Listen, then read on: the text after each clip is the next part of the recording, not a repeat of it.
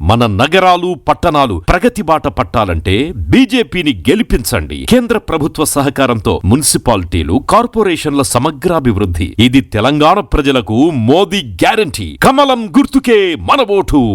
Save Telangana. Vote for BJP.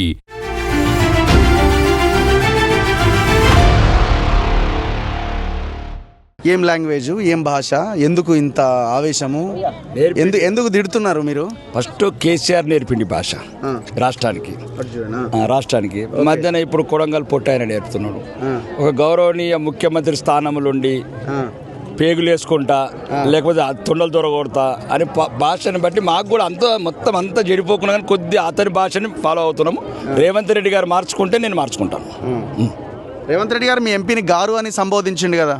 MP గారిని ఏమన్నాడో ఎవరిని ఏమన్నాడో రేవంత్ రెడ్డి ఎట్లా మాట్లాడుతున్నా అట్లా మాట్లాడతా. రేవంత్ రెడ్డి అలా రాహుల్ గాంధీతో ఏం మాట్లాడుతా నాకేం సంబంధం, ప్రియాంక గాంధీతో ఏం మాట్లాడుతా నాకేం సంబంధం. రాష్ట్ర ప్రజల ముంగట ముఖ్యమంత్రి హోదాలో ఇంత దిగజారి మాటలు మాట్లాడి ఒక్కరిని చూపేయండి 75 ఏళ్ళ ఇటుకా జవాబ్ పత్తర్ సే దేగా హమ్ లోగ్ భీ. ఇక్కడున్న వాళ్ళని, ఇక్కడున్న ఇద్దరు నాయకులను ఎందుకు అట్లా తిరుగుతున్నారు? అరై అంటున్నారు, తురై ఒరై, వాళ్ళు రండిరా దొంగ నా కొడుకులారా. ఆడు పాండుగాడు మామూలుగా చేసిండు. నువ్వు అప్పుడు కూడా ఇంటర్వ్యూ చేసినావు. అప్పుడు ఇంటర్వ్యూ ఏనిచ్చారు ఇట్లా మహిళల మధ్యన గజగాల ముఖాలు చూడ, నాకు కళ్ళల్లో భయం లేదు.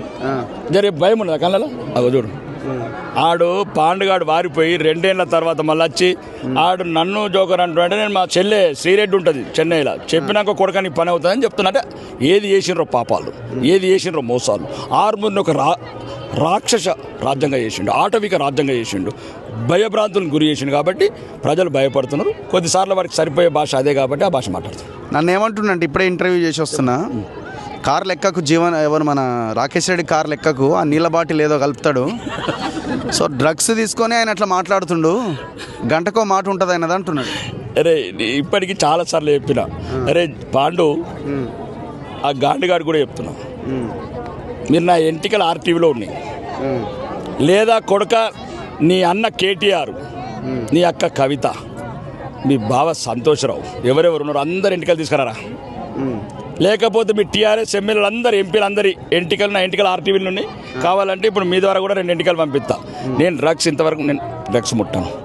ఒకటి ఏమైందంటే ఆడు పాగలైపోయాడు. ఈ మధ్యన మొన్న కూడా చాలామంది వస్తున్నారు, అన్నయ్య ఎర్రగడ్డ పంపి ఆర్మూర్లో చేదో మాట్లాడుతున్నాడు, పోలీసు వాళ్ళు డీజీపీ లాగా దొరుకుతున్నాడు. ఒక నాయకుడు ఆడు 2 సార్లు ఎమ్మెల్యే చేసినాడు. ఇంకా సంజయ్ రెడ్డి దగ్గర కర్రవేడ ఏం మాట్లాడుతున్నారు అని పుట్టుక కగ్గి పెట్టాలంటున్నది.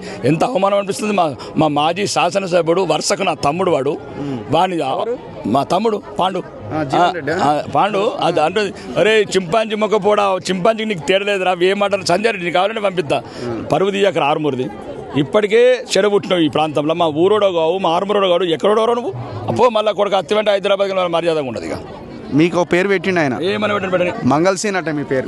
ఏమని స్మగ్లర్ అట, స్మగ్లర్. అవును, రేవంత్ రెడ్డిని అడుగు, రేవంత్ రెడ్డిని అడుగు. మీ మీద ఎఫ్ఐఆర్, నా ఎఫ్ఐఆర్ నామినేషన్ రోజే ఉన్నది, ఇలా కొత్తగా లేదు. ఒక అక్రమ కేసు నా దగ్గర భారతదేశంలో నామినేషన్ ఇచ్చినప్పుడు ఉన్నది. రెండోది భారతదేశంలో ఇప్పుడున్న ముఖ్యమంత్రి రేవంత్ రెడ్డి అన్నాడు అందరికి ముందు, రాకేష్ రెడ్డి 20 ఏళ్ళ నుంచి ఎర్రచందనం ఎక్స్పోర్ట్ చేస్తాడు, ఒకే ఒక్క మగాడు, ఒకే ఒక్క లీగల్ ఎక్స్పోర్టర్ అని. కావాలంటే రేవంత్ రెడ్డి, అవసరమైతే డీజీపీ. 8 ఫ్యాక్టరీలు ఉన్నాయి. చిత్తూరులో ఫ్యాక్టరీ, కడపలో ఫ్యాక్టరీ, నెల్లూరులో ఫ్యాక్టరీ, చిట్యాలలో ఫ్యాక్టరీ, నల్గొండలో ఫ్యాక్టరీ. ఎక్కడికి ఫ్యాక్టరీ లైసెన్స్ అంటుంది మిమ్మల్ని. ఆడు ఏమన్నా అనుకుని పాగలైన మొద్దు వచ్చి మళ్ళీ కాలు పట్టుకుంటాడు. ఇప్పుడు స్మగ్లర్ అంటే కూడా సంతోషపడాల్సిందే. అయితేనే కొడుకులు విన్నాడు, ఆ భయంతో విన్నాడు. విన్నాడు ఇప్పుడు అని లేకపోతే ఇంటున్నాడు. 3 ఫీట్లు పైన ఉంటే కొడుకుని భూమి 3 ఫీట్లు లోపల దొప్పినాను. అరే పార్కాయత్ పాండు మొన్నాడు గజ్జలకాంతం పెట్టినరా ప్రెస్ నీ బతుకు ఆ వీడియోలు ఎందుకురా పరువు తీసుకుంటావు? ఏమేమి చేసినావు ఇంక నీ చరిత్ర చెప్తే ఆర్మూర్లో రానియర్రా, కొడతారా నేను. హైదరాబాద్ నువ్వు చేసిన పాపాలు, నువ్వు చేసిన బ్రోకరిజం, పార్కాయత్లో అందరి దగ్గర వీడియోలు ఉన్నాయిరా. ఇప్పటికైనా శాంతిగా బతుకు కొడక, లేకపోతే మళ్ళీ నీకు లోపలికి ఇంకా 12 ఫీట్లు దొబ్బి పెడతా. మీ ఎలక్షన్ అఫిడవిట్ కూడా అంతా రాంగ్ ఉందట. ఈ వ్యవహారాలు మొత్తం ఏం పెట్టలేదు అంటున్నాయి. ఈ వ్యవహారాలు ఏముంటాయి, అన్ని కోర్టులో ఉంటాయి. కోర్టు లోకేష్ని కలిసి రీసెంట్ గా కేసు నుంచి తప్పించుకోవడానికి. కేసు ఏమున్నది? మీద ఎఫ్ఐఆర్ కేసు ఉన్నదని. ఇప్పుడు రేవంత్ రెడ్డి 169 మన దగ్గర ఒకటే ఉన్నది కదా. అంటే ఇప్పుడు రేవంత్ రెడ్డి తప్పించుకోవడం కలిసి చంద్రబాబు. రేవంత్ రెడ్డి దగ్గర 169 ఉన్నాయి. ఇటు పాండుగాడి మీద 50 ఉన్నాయి. ఒక్కొక్కరి మీద 100 కేసులు ఉన్నాయి. అంటే అలాంటి తప్పిన నా దగ్గర ఉన్నది ఒకే ఒక కేసు. ఆ కేసు న్యాయస్థానంలో ఉంది. ఆ ఛార్జ్ షీట్ అయిపోయింది. నేను రాజకీయాలకు రాకముందు ఛార్జ్ షీట్ అయిపోయింది. ఛార్జ్ షీట్లో ఒక చిన్న వెంటక మంది మీద అక్రమ కేసు అని డిసైడ్ చేసి ఛార్జ్ షీట్ వేశారు. కథ ఇంకా మళ్ళీ తర్వాత కొత్తగా ఇప్పుడు ధర్మం గురించి కొట్లాడుతున్నా కాబట్టి కొన్ని కేసులు అయినాయి.